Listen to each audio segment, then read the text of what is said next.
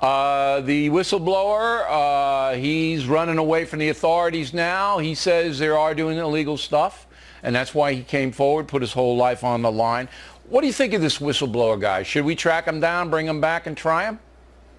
You know, I think what's most important is that what he's talking about, which is the Bill of Rights, the Fourth Amendment, the right to be free from unreasonable search and seizure. So that does rise to a very high level for me. And then you have to ask yourself, he's practicing civil disobedience. Right. And many times in our history, we've honored people who have done that.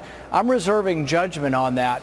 I am worried on the one hand about people who release information, who might get people killed in the field. I don't think this rises to that. I think he released information to say, look, the Bill of Rights is being ignored. And I think that in many ways is a noble gesture because he's having to give up a great deal. Okay, he will be on the run. You would agree with me, though, that we can't have anarchy and everybody deciding what national security secrets to leak to the Guardian newspaper, the Washington Post. Right. There's got to be some orderly process here. And if he does it, as you said, it's an act of civil disobedience. He's got to come in, explain it, and prove it. He hasn't proved it yet. All we have are allegations, Senator. This might not be happening at all. The prison program might not be violating anything.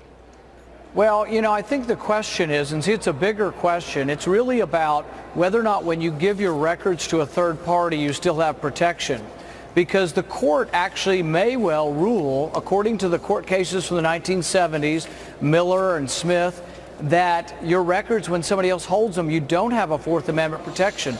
I disagree with those rulings and think we need to revisit them because your cell phone records actually can be used to trace your movement. So last year the Supreme Court had a case about GPS, whether the police can tag your car with a GPS finder and track you without probable cause or a warrant. Supreme Court said no. I think your telephone's somewhat like that. They can track your movements, so I think they need to have a warrant that says you've been accused of a crime and there's probable cause to believe that we need to track your movements. But we shouldn't go through the records of 100 billion phone calls a day.